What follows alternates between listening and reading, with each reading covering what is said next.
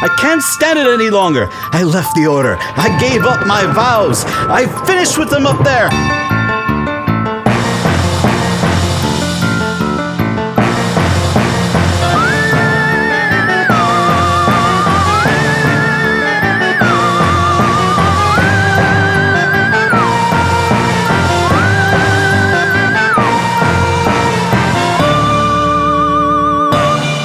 Welcome to Morally Offensive, the most blessed of all podcasts. I'm Bill. I'm Jess. And today we are talking about a proto-Nunsploitation and Technicolor classic that was condemned by the Legion of Decency and banned in Ireland. This is a podcast about the films condemned or considered morally offensive by the Catholic Church. We both grew up Catholic, and now we are not for reasons, but we are still fascinated by the religion that raised us. The films we cover are selected from the official film review lists of the Legion of Decency, rest in peace, and the U.S. Conference of Catholic Bishops. I am a motion graphics designer, editor, and DJ. And I'm an instructional designer with a PhD in film and television studies. And together, we are on a journey to watch every film condemned or considered morally offensive. So, Jess, we have with us today an old friend of mine from my Columbia College days, producer and director Dalila Droege. Dalila, thank you for joining us. Thank you so much for having me. It's great to see you. You know, I approached you about this a while back when we first were kind of starting the podcast because you were working on a new film project that I don't know if you can share any details about that yet, but I'd love you to just real quick tell people, like, what are you about? What kind of stuff are you working on? When I tell people about my background, I usually tell them where I grew up. I grew up in a small town, Indiana, 1,400 people across the street from a funeral home. Yes.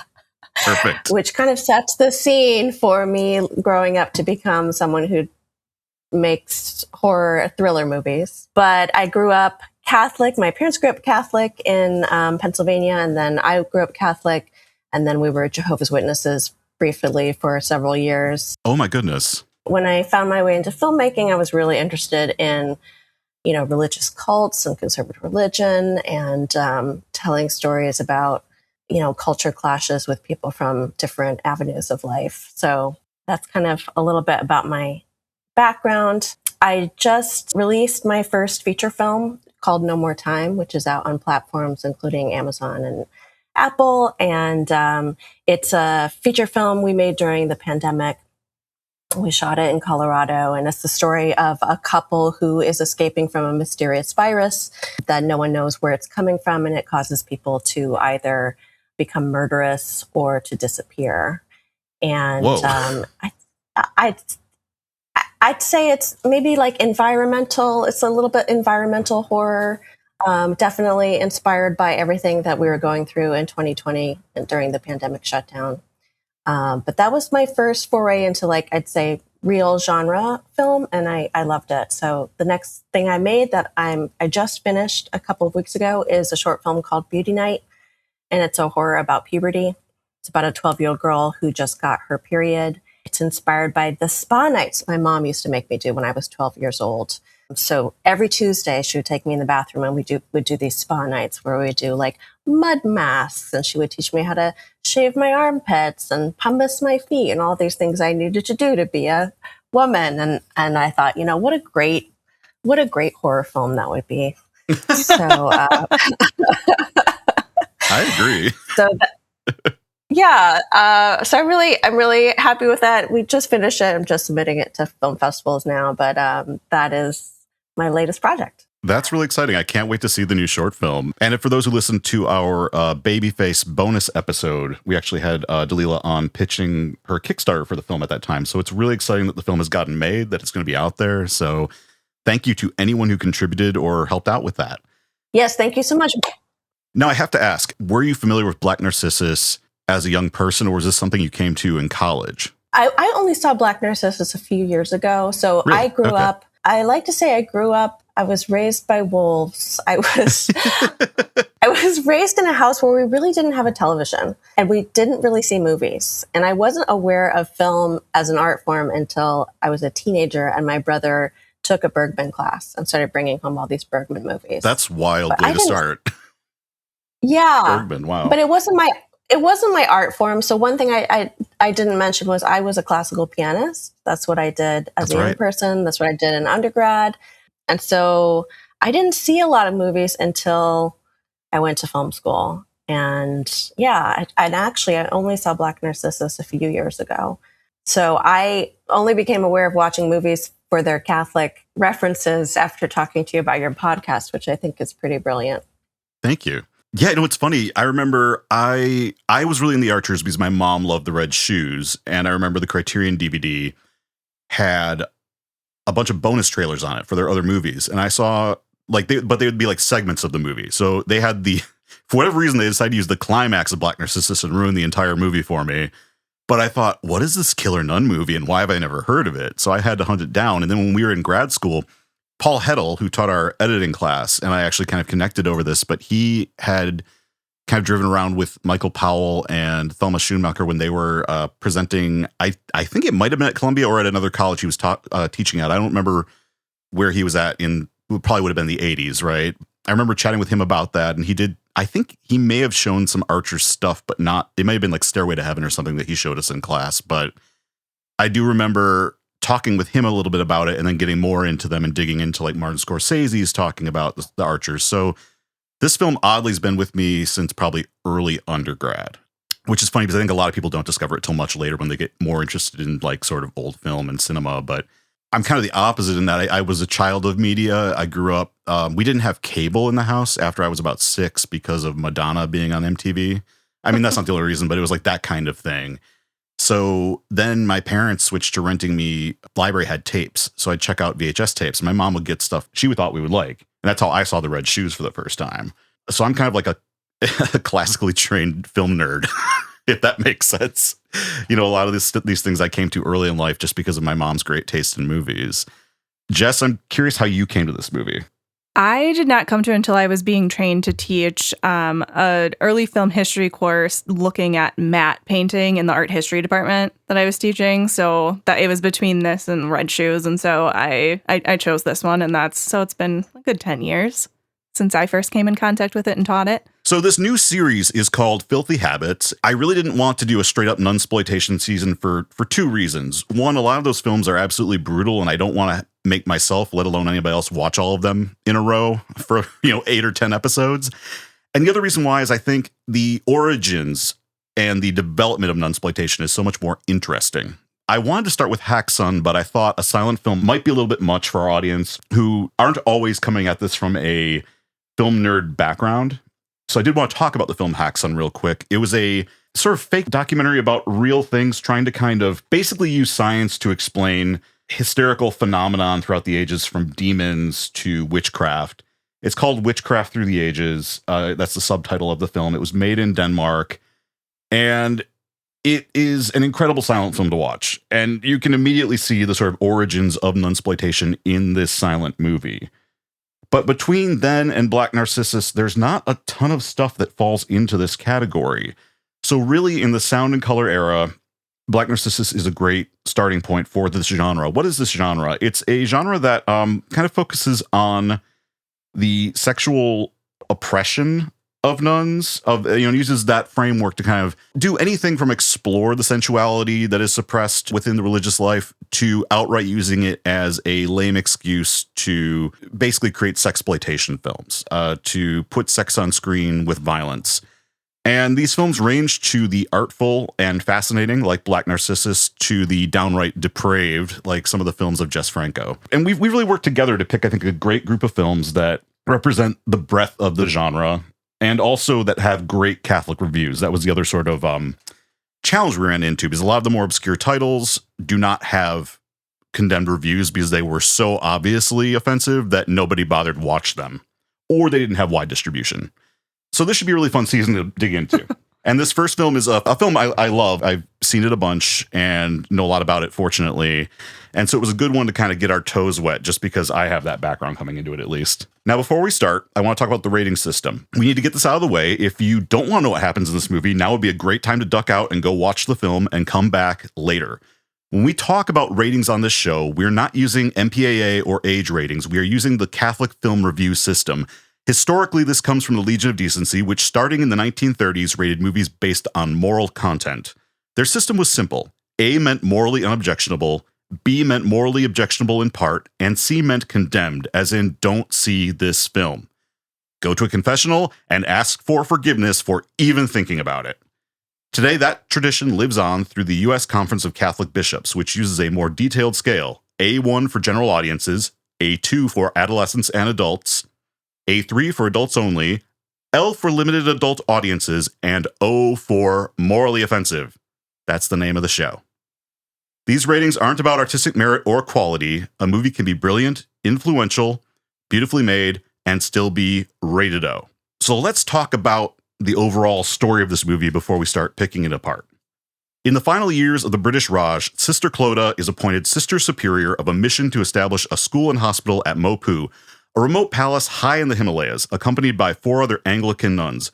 She arrives at the House of Women, a former harem with a scandalous history, only to find the environment hostile to their rigid discipline. The isolation, the altitude, and the palace's sensual atmosphere begin to erode the sisters' spiritual resolve. Clodagh is haunted by memories of a failed romance in Ireland, while the unstable Sister Ruth becomes erotically obsessed with the local British agent Mr. Dean. The Black Narcissus of the title refers to a pungent perfume worn by a young Indian prince, symbolizing the worldly temptations the nuns cannot suppress. As tensions peak, Ruth renounces her vows, swaps her habit for a red dress, and attempts to seduce Mr. Dean. Following a violent rejection, she tries to push Clodagh off a cliff in a terrifying climax. The mission ultimately collapses under the weight of psychological strain. The sisters abandon Mopu as the monsoons arrive, acknowledging that the mountain's primal power has conquered their attempts at colonial and religious order. So Jess, real quick, can you walk me through the sort of background of this film? Like, what is the historical context of this story in terms of the presence of the British in this part of India? I'm curious, like, where are we landing in this narrative before it even starts? So the film's released in 1947. So that is the year that India actually gained independence from British rule. So we can see that sort of colonial anxiety throughout the film, right? It's the whole film itself is a metaphor for the fading and disappearance of the British Empire, right? So we see that through the nuns' attempts to civilize the locals, right? And that ultimate failure. And that sort of mirrors the reality that the British could no longer control or maintain their rule over India.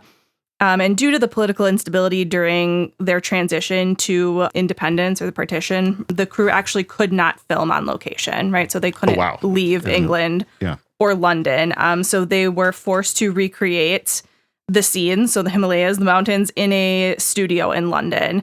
And so that definitely contributes to a lot of the themes we'll talk about with looking at like lighting, cinematography, things like that. But again, looking at 47, this is 2 years after the end of World War II. We're dealing with audiences that had just survived great loss and historical displacement. So just like, soldiers returning from war at this time, the nuns in the film are trying to maintain this sort of stiff upper lip mentality, using rigid discipline and dealing with traumatic pasts. There's also this larger kind of historical contextual metaphor scene in the film where at war, men are away, right? Women take on significant roles in society. So we have a film here that's focusing on an almost entirely female cast. It's looking at sort of like internal and maternal power struggles within that narrative as well. And this film definitely, and time period, late 40s to early 50s, did represent and reflect a shift in how women's stories were being told in the cinema. So even just this sort of like kind of birth, because this is when nunsploitation started to flourish a bit more, this sort of birth of a notion of nuns having erotic thoughts, or even just like part of the biggest reason the Catholic Church failed this film was that the nuns failed their mission, right? It wasn't even about, they were like, if you take the erotica out of it, it's just they didn't do what they set out to do. So again, there's a lot of we see themes of the historical context of the war, this sort of notion of British and, colonialism and imperialism and what's happening in India at the time all being reflected in the story of these women. Well, the interesting thing about the nun film during the 20th century, I think, is that prior to like the explosion of nunsploitation, when the Hays Code falls apart, a lot of films, even as they are, presenting the nuns in a very pious light, It's one of the few ways that Hollywood actresses could actually portray women in power. They are running the show, right? Right. And other than, Clodagh and Ruth's narratives, it's one of the few times that women can be featured in stories that aren't centered around men and their role tangential to those men. Yeah, outside of Mr. Dean and the young prince, everyone else is just trying to keep the place running. Right. Between the gardener, Sister Bryony, Sister Honey, they're just trying to keep the school and the hospital and everything going. Right. So there's these women not being defined by, yes, there's some domesticity and things like that to running the palace or nunnery, but they're not being defined by their domestic role or their role as mother or wife. Right. Well, given that, let's see what the Catholics actually had to say about this movie so we can get on to the plot. This movie received a C rating, which is condemned. The church felt that nuns failed their initial mission due to being distracted by their own desires, like you said. And I have 3 reviews I took short parts of them. I've learned to be a little more brief in what I take from reviews just to get through them because some of them are a little long-winded. First, we have the official CNS review. This is from 1947. This is the official review. As we've seen, sometimes the reviews contradict each other, but this is the official statement from the bishops and the Legion of Decency. The National Legion of Decency has placed the motion picture Black Narcissus in the condemned classification, Class C, wholly objectionable. This film was produced by Powell and Pressburger in conjunction with J. Arthur Rank and released through Universal International. The Legion has given the following reasons for this action. The character of this film and the attitudes displayed therein create an impression that constitutes an affront to religion and religious life. It ignores the spiritual motivation, which is the foundation and safeguard of religious life, and it offensively tends to characterize such life as an escape for the abnormal, the neurotic, and the frustrated. So, Dalila, I'm curious, what do you think of that take on this movie? I mean, I doubt that Powell and Pressburger were really interested in making a statement on Catholicism. Well, especially because it's Anglican, right? It's Church of England, right? Right. If you look at The Red Shoes and looked at that in comparison to Black Narcissus, you see these themes of, a divided life or an unintegrated psyche and being forced to choose this sacrifice of part of yourself. And so I think they were using this story to explore this theme that they were interested in. In terms of the Catholic review that you're saying that the Catholic Church was upset that the spiritual life of the nuns was not shown in the movie, I just don't think that they were interested in that question. It's also, as Jess said, it's a statement, or it became, just in terms of the timing of when the film came out. I know that it was based on a book that was written in the 30s, right? But it is a statement about colonial power, and the Catholic Church was a colonizer. So I think their review is a little small-minded, honestly. The thing about the Archers that's interesting is they started working together during World War II, making rah-rah sort of propaganda, go Britain, fight the Nazis movies shortly after they made The Life and Death of Colonel Blimp, which is a damning condemnation of British Empire, while also showing that with some love by having humanized characters. But they received a lot of backlash from critics because of that movie. And that kind of begins their pattern of the critics at that time in England not really being on their side.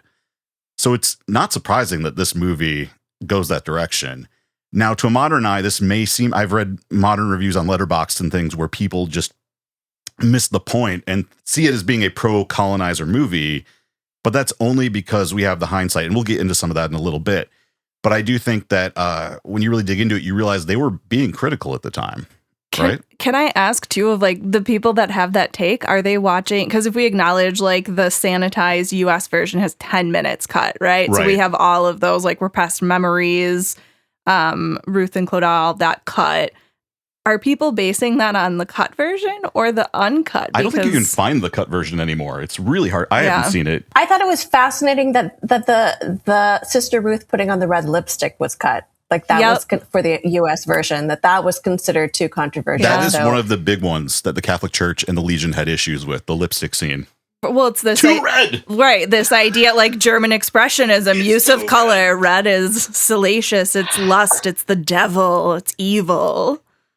And smearing it on your mouth has a lot of other connotations. It's pretty hot. I mean, if we're being honest, but I get it, but also, come on, guys. Well, let's read this other review.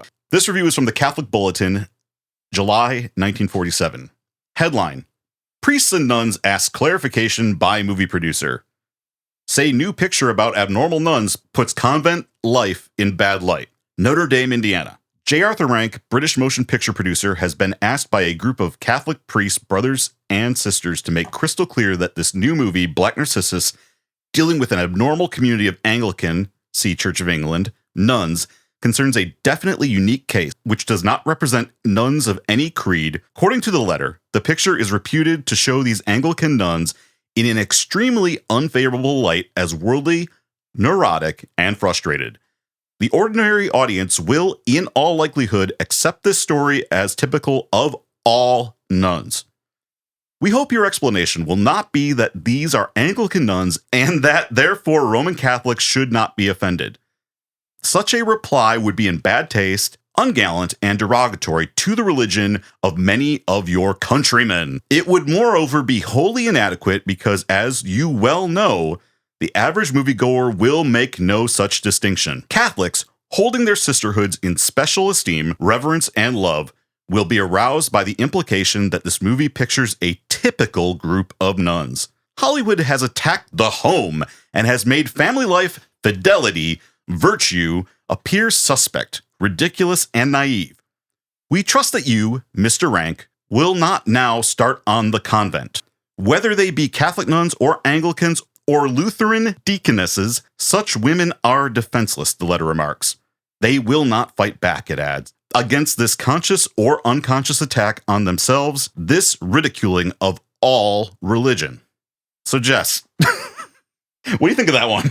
I mean, again, when defending the U.S. sanitizing of the film, right, Powell was caught off guard with this idea that this even was a religious film. He's like, this is a look at the human psyche. Right, it's supposed to be a universal correct look at the human psyche and suppression of emotions and sexuality, sensuality. Right. It's also talking about man's attempts to control nature, too, because so much of the film is surrounded by the atmosphere of the wind, the rains. Nature is inevitably going to wash all of this away. And you cannot fight that, which it reminds me of a film, Picnic at Hanging Rock. Well, actually, most of the early Peter Weir filmography, Picnic at Hanging Rock or The Last Wave, are similar in these themes. And I'm drawn to films like this. I love films that address the idea of we literally have no chance against nature. We are just trying to survive despite that, but we cannot fight nature and entropy. Just to bring up the failed series of this in 2020 that I think only had 3 episodes. It doesn't exist. I don't. Oh, you weren't watching live? No, okay. Of course not. I'm not. You can't mess with this. I'm sorry. I mean, then they proved that, right? Yeah. But this idea that and again, historical context taken, where this was being made in 2020, this notion that these women were these sort of defenseless creatures, being talked about in this. This right. idea that nuns They're not are going this. To fight back. Yes. Which is horseshit, by the way. My mom, who knowing some nuns in my life. My mom, who was pushing 70, who went to private Catholic school, getting beaten with switches by nuns, will attest to the fact that they definitely didn't. But this idea, right, of this of these conscious or unconscious attacks, right, of being attacked by your own repressed past, that attack was created by the Catholic Church, right? Of that repression and those things, right? Both the vow of chastity, but also just the way women are told to suppress all of these emotions within Catholicism. Right. And not even women in the convent, just women in general, if you're a Catholic, yeah, if you're right? Catholic, and so this idea that a film portraying that truth, and also just a larger truth of human nature and what it was like to be a woman at that time, even outside of the Catholic Church, I think is really interesting. I mean, it's more a truth-telling than an attack. I'm curious what you think of this line: Hollywood has attacked the home and has made family life, fidelity, virtue appear suspect, ridiculous, and naive. Because I feel like this is such a common trope that really it goes back to anti-Semitism in the 1920s and 30s. And we still hear it today in less caustic terms, but I feel like the definition of Hollywood is so broad. Obviously we know there are Harvey Weinsteins in Hollywood, but the idea that everybody there is somehow out to destroy the family or destroy morals is crazy to me. Well, and it's also this larger like social sciences approach to like not just and when I say actors or bad actors, like directors, producers, anyone within Hollywood, there's also this idea of like the actual mechanisms of like film. Then we especially see it with television of like we have these images and ideas infiltrating the home, right? Of whether we're going out to see a film, come home and talk about like it's ideas and this larger discussion that starts in early film theory and television studies and things like that of like kids are going to the movies and getting these grand ideas, and all of society's ills are because, Hollywood and media are giving them these ideas. Well, let's dig into some of these ideas then. I think first, let's real quick talk about the cast. In the main role of Sister Clodagh, we have Deborah Kerr. Deborah Kerr was Scottish-born, classically trained English actor. Most of the primary actors in this are English theater-trained actors. Deborah Kerr transitioned to Hollywood stardom with 6 Academy Award nominations in films, including From Here to Eternity and The King and I. Kathleen Byron plays Sister Ruth. She was a theater-trained actress, studied at the Bristol Old Vic, who became closely associated with Powell and Pressburger, teaming up with them on several movies, including The Small Back Room, which is a really cool, much more sort of claustrophobic black and white movie. She actually appears in Saving Private Ryan later in life, which is crazy, in 1998. Now, I read Michael Powell's autobiography, and evidently during this film, he had been having an affair with her outside of his marriage.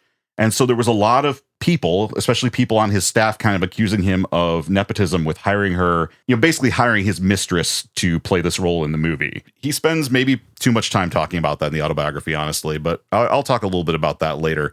David Farrar plays Mr. Dean, I guess the closest thing we have to a leading man in this movie.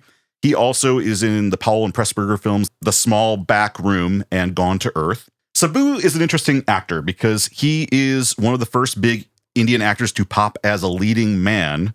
He's from Mysore, India. He was discovered as a teen and was actually brought to Britain to star in the movie The Elephant Boy in 1937.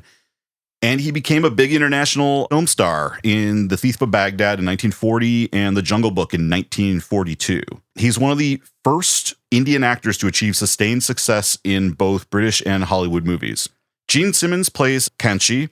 She began acting in British films during World War II and gained recognition in Great Expectations in 1946 for David Lean, and earned an Academy Award nom for playing Ophelia in Hamlet around the same time as this, actually. They were fighting with Laurence Olivier over her for this role. Flora Robson plays Sister Philippa. I really love her in The Seahawk, just a great character actor from this period with also just a great presence in period dramas and historical epics. Esmond Knight plays the old general. He is definitely not an Indian actor, as we will discuss. So yes. We're going to have to talk about that. But he had been in The Life and Death of Colonel Blimp, another Powell and Pressburger movie.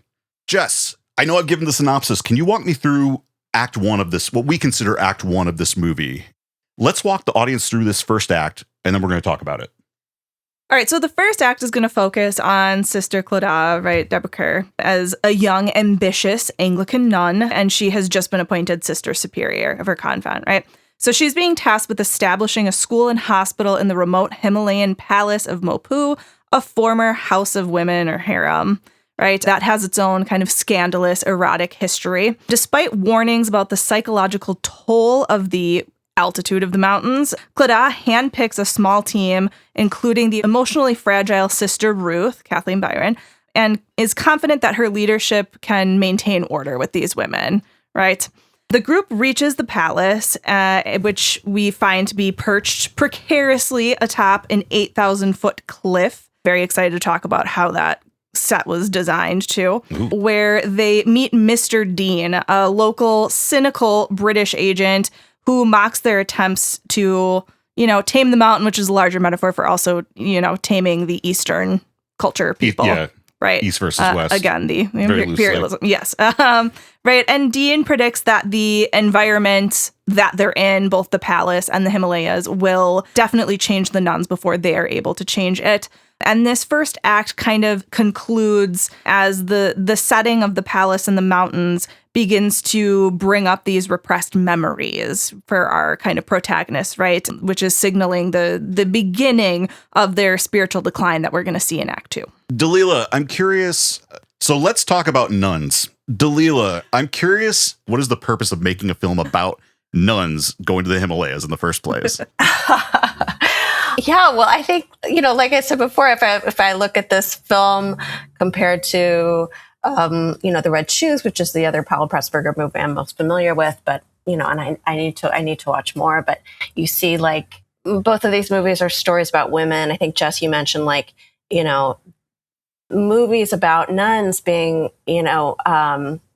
significant, and that they're stories of women who don't need men, or they're stories of women who are in positions of power, stories where Hollywood stars would play these roles because they're actually interesting. There was like something they could sink their teeth into. So I think just having a movie that's the main cast of characters are women, that's feminist in itself. And also, if you look at in the movie The Red Shoes, you have these main characters who are being asked to make this sacrifice between these two parts of themselves. And you see like Sister Ruth and Sister Clodagh. The reading of the film that I think is pretty, well accepted is that they're two sides of the same person, right? There's this split psyche.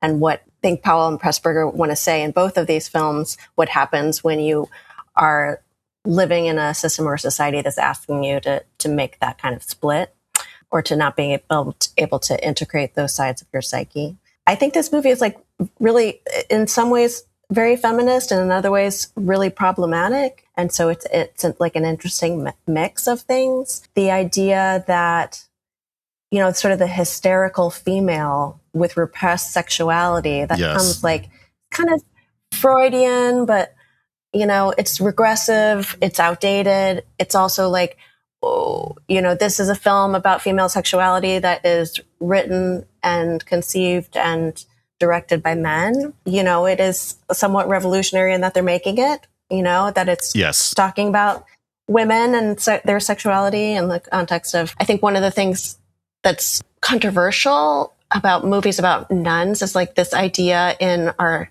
Western society of the Madonna whore, and there's no more Madonna figure than a nun. I mean, that's the history of nun movies. You have the Madonna figures of the 30s and 40s Hollywood nun movies, and then Nunsploitation is the whore, and there's very little in between. Right. Today, I think we're getting more of the in between with things like, I think Dairy Girls is a series where nun is one of my favorite nun characters in the movie ever, and of course, Isabella Rossellini's recent turn in Conclave. Is another great example of a more complicated nun character. And I think that's interesting because both of the examples that you've just given are also nuns that I think have dealt with their past and aren't necessarily escaping it. Whereas, like, what you're both commenting on too is in this film, and the Catholic Church very much reacted as well, of this idea that there needs to be a purity with which you give yourself to the church and become a nun, right? And if you're escaping some sort of like salacious past or moral ambiguity, that's not pure. And so if you haven't like grappled or dealt with those things, or you're turning to the church to escape that, right? Like, man, they would have had a field day reviewing like something like Fleabag, right? Like, you can't use a turn to the Anglican Church to escape those things. It needs to be a pure turn. Which just isn't reality for most people. Correct. Yeah. What's the point of confession then? Like, you have to be drawn in a pure way. Yeah. On the plus side, this movie was made. It's about women. It's about, women in power. It's examining the psyches of women. I think one of the things that I find most problematic is, especially now in exactly today in our society, is the portrayal of the setting, which is, I guess it was a harem. Like a pleasure palace type of thing. Yeah. So the portrayal of the palace as a place where, the portrayal of this palace as a place where the women had fun and they were all about pleasure and partying. And the maid says, oh, these women, it's too bad they're not going to have a good time. And now we know that, of course, this harem was a place of human and child sex trafficking. Let's be real. Right. These women were not having fun. So the portrayal of like, Conchi as like a sex crazed temptress, or when Ruth gives into her sexuality, she also was like a sex crazed, throws herself at Dean. That's pretty regressive and problematic. The Conchi stuff is problematic in the movie itself, but then what's even more problematic is reading the autobiography of Michael Powell. where he refers to her character as a sexy little piece who attracts the eye of the young prince. And the character is supposed to be 16, mind you. Now, on top of that, he describes Gene Simmons, the actress, who was 16 at the time, as a stunningly pretty and talented 16-year-old, playing a sexy little piece, which, having read some of the Epstein file stuff the last few weeks, that did not sit well with me while reading this autobiography. So I highlighted it and pulled it for us because it just really left me with an ick about that particular portrayal in this movie. And that's not even talking about the brown face of the situation. That's just like the portrayal of her sexuality. Right. But then there's this really interesting parallel where Sister Clodagh, we see in the flashbacks her romance with the character Khan. And she tells us that basically when Khan threw her over, she quote unquote had shown that she loved him, which I believe is code for was known to have had a physical relationship with him. And so she had to leave town before he did, and go into the church. So we're told that story. She also tells us that the young general reminds her of Khan, reminds her of her old boyfriend. Right. And there's a scene at the end of the movie where the young general comes back and says, I have to confess to you what I did. And basically what he did was he seduced and abandoned Kanchi, which again, problematic because the portrayal of Kanchi was like, definitely she did the seducing. But basically we're shown this parallel where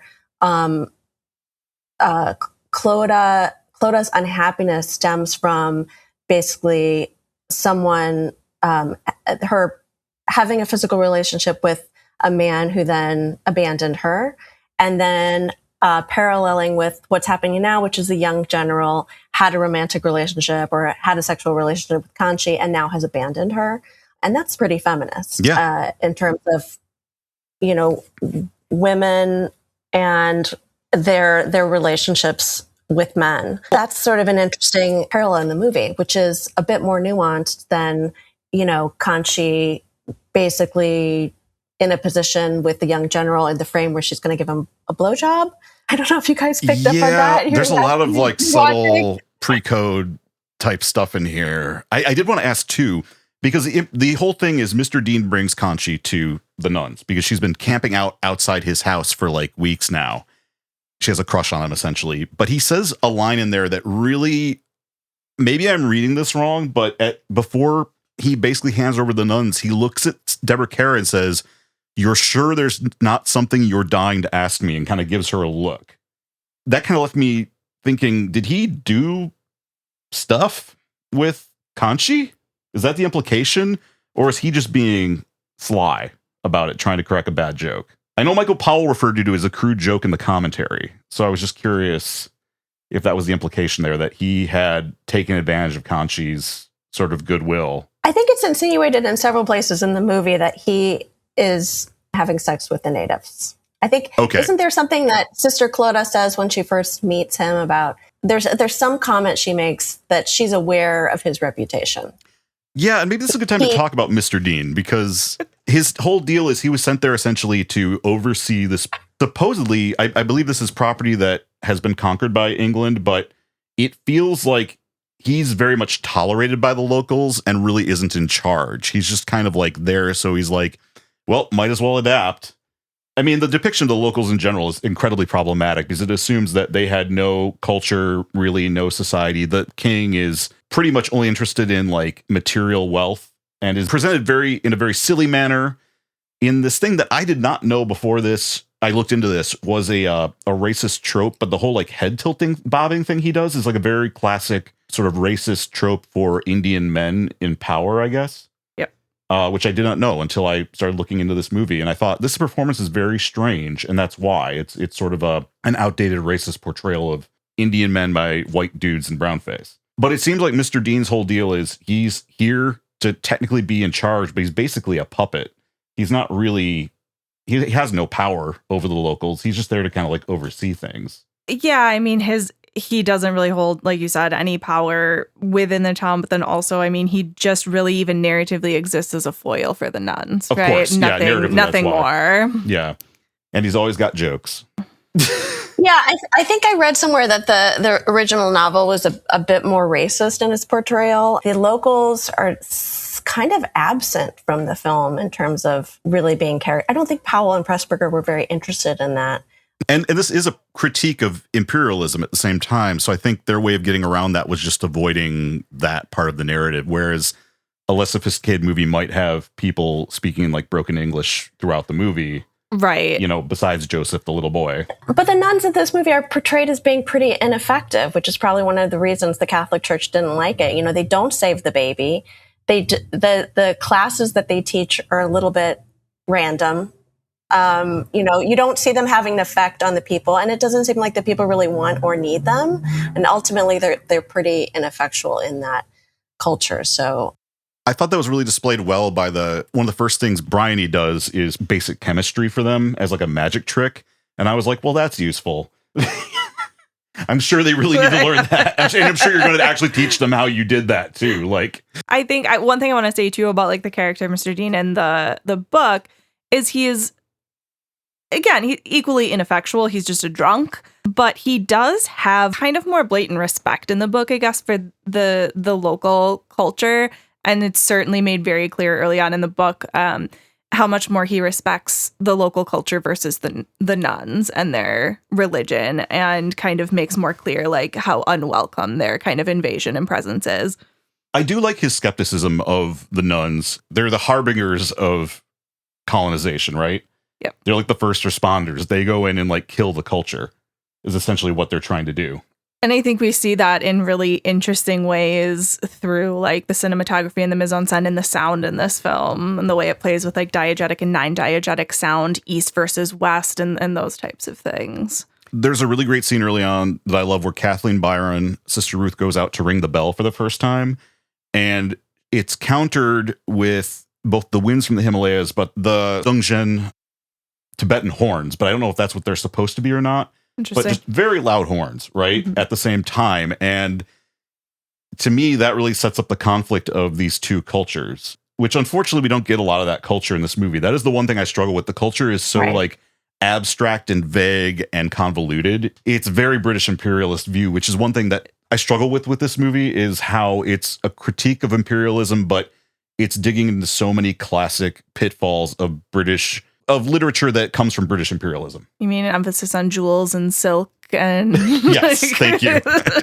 But at the same time, I think it was progressive for its time. Absolutely. In certain ways, because it was critiquing the British Empire. And then I think about like the character of the holy man, which they kept in the film.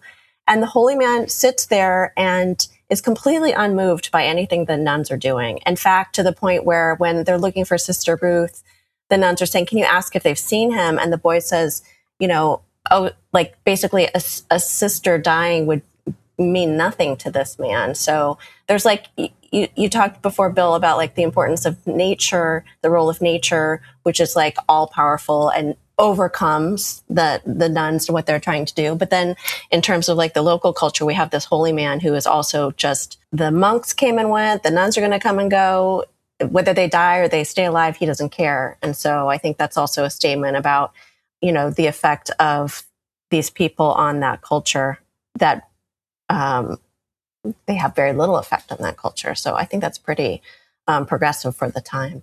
I think to like add to this notion of this film being quite progressive in many regards, since we have a filmmaker here, Bill, I would love to hear her thoughts on this film was noted as very progressive at the time and kind of setting a benchmark for its set design. Again, couldn't travel to India. We're at a studio in London. So they're doing matte painting, right? So people aren't familiar with that. Bill, are you familiar with matte painting? Yeah, of course. Right? No, matte paintings they're paintings that are through either in-camera photography or through chemical processes. You expose different parts of the film stock to reveal paintings in areas where you haven't built a set. So you could build it like the top of a house, for example, and then you'd have mountains appearing above that. And what you would do is either line up the glass pane with the camera and shoot it using that process. Or there's also a mirror process called the Shifton process, which they likely would have used, but I'm not sure because they were working with Alfred Junge, who did come from the German film industry where that was very popular. And then there's also chemical processes. But in this movie, it's almost all done in camera from what I can tell. Yes, Yeah. to go with building like miniatures, right? Of the Himalayas, of the palace, and to fit within that, right? So we're taking these like giant panes, these matte glasses, and we're having to fit those right with action, with the set. There's also like traditional like canvas backdrops and things like that, scrims for some of the evening light scenes. So there's a lot of things going on. Are there any notable scenes that you feel like this is really in the first act? In the first act, I mean, there's a great scene where when Sister Ruth goes to ring the bell, there's a cut and you see, I believe it's Joseph by the building and you see her by the bell, but then you see the Himalayas in the background and it looks perfect. It looks like it's a real shot. And I was watching it today even just going, I don't know how they did that. Like I know how they did that, but I can't in my head picture what that looks like. I mean, they went like all in on these matte paintings and so much with the blues. They were like importing like particular colors and stuff. So even like when we're looking at scenes where we can see like outside through the archway, the blue skies and stuff, like that's matte painting, right? This one was just so huge that I was, and it was behind her too. That's where, because that's not a matte painting at that point. That's got to be like either a backdrop or it's real sky. I would assume a backdrop. I mean, I think it probably. I don't know if London gets blue skies like that. These were huge sets. You have to understand. The other thing about this is that Jess, I think it's interesting you say that in your research they couldn't shoot in India because I had read Powell say in a couple of cases that they had chosen to shoot at the studios in order to control the lighting and the color. Jack Cardiff says that, Dalila. Jack Cardiff actually agrees with you, the DP. Sorry. I based it on the Criterion like interview with a historian. Well, who knows? Maybe they couldn't, and they said they could. They decided to do it, but you know, the production designer won an Oscar for the miniatures and the matte paintings. It's truly remarkable when you look at it as a filmmaker, what they could do with matte paintings, better than a lot of even CG done today. I mean, it's really, really stunning. Like if you look at the shot of the sister ringing the bell and we see sort of straight down the cliff. So the sort of upper left is the actual like film location, and then the cliff is the matte painting. You really can't tell. It looks like you're looking down the drop of a cliff. Right. One thing I thought was really interesting reading about this movie was Powell was quoted as saying, sometimes color is more important than story. Or he might have said color or theme. Sometimes color or theme is more important than story. Vibes. And I will say, Dalila is correct. It says, due to post-World War II logistics costs and limitations on travel, that Powell and Pressburger decided they could better control lighting and cinematography in a set environment. And I know Powell's big concern was the matching shots from being in the field to being in the studio. That was like a big worry he had. And it says traveling over there were one, that they would not have been well received at the time, and two, that they needed special permissions that would have added greater length and cost to the production. Well, and then you have like monsoon season. I mean, there's a lot going on. Correct. So this movie is it's a gift to cinema because all of these things came together. I mean, you have the cinematographer who's incredible, the set designer, the fact that they were shooting with these, the matte paintings, and then the color of the lighting. I mean, there's a shot, it's not in the first act, but there's a shot of Sister Ruth at a window where you have colored lighting like you wouldn't see in any film ever. I mean, just like the innovation in terms of the use of color and in the lighting and the matte painting is just incredible. And so many films and filmmakers have ripped off this film for that reason. And there's a lot of forced perspective as well. We haven't talked about that. There is forced perspective shots. I also real quick just want to drop in a little fun fact here. During this period, they only shot from 8:30 to 5:30 every day. Yep. And if they went over by like half an hour, they had to talk to the union steward or whoever it was, and they could only go over to like 6 or 6:30. They couldn't like go over much more, and they had to pay people. Thank you, because that's what I was going to bring up too. Because like I'm just obsessed with this film, like what they did with lighting and what they accomplished. So right, we're filming in Technicolor. We need high lighting, right? We need high key lighting to make this work, to make these colors pop. So how do you film like these darker scenes, these night scenes? So they played a lot with gels, blue gels, color, giving it that kind of cool Dutch masters type kind of vibe, especially in the first act, right? And Jack Cardiff was a painter. He was originally, he came from painting. So that was definitely him bringing a lot of that in with Alfred Junge. So there was also Percy Papaday is also another great matte painter that worked. Name. I know, on this film. And actually, like, Cardiff in an interview credits Day for helping him like win the Oscar for this. Percy was an oil painter who I actually studied in my undergrad with art history, who worked with like Near East, so like type themes, Oriental art and architecture. So he was kind of perfect for this. And he actually ended up he had a stepson that he trained under him who went on to do the matte paintings for Star Wars. So, which I think is pretty cool. But again, like, you can see all these influences of like Vermeer. You can see the romanticism in there, and the color, the lighting, the way they're able to pull off these like darker nighttime scenes with these blue gels and still have like high key lighting. But also some of my favorite scenes are just these indoor scenes with like this, again, Vermeer-esque like single light source emanating from somewhere that are just beautiful. And I think Hein Heckroth, the costume designer, we should bring up as well, because his work keeping the muted palette of the nuns consistent and then really working to build that up with both what Mr. Dean wears, what the locals wear, and then with Sister Ruth's dress at the end. Yes. Really adds to this, especially the first few scenes of the convent, the original convent, where they leave from England to go to the Himalayas. Or I guess they were in a different, like an urban part of India, I believe, is where they start. The first convent they're in, everything looks drab. I mean, it looks beautiful. It looks gorgeous, but it's like very muted colors. We don't have that like kind of blue overlay giving it that kind of romanticized. It's very stark. There's one shot Martin Scorsese in this movie points to, and it's when you cut to I believe they're magnolias in bloom. Yeah. And he said, if you see this in a movie theater, it shocks the audience. Like, people jump out of their seats because it's so shocking the way the color transitions. It's pure hyperrealism. Yeah. Just that. And it's great. And like the color transitions we have whenever you're ready to go into act 2, like we've got some great color transitions happening too that are, again, like fitting right with the narrative. I do want to talk a little bit about sound. You've got the environmental sound of the wind kind of creating the feeling of a harsh environment throughout. Mm-hmm.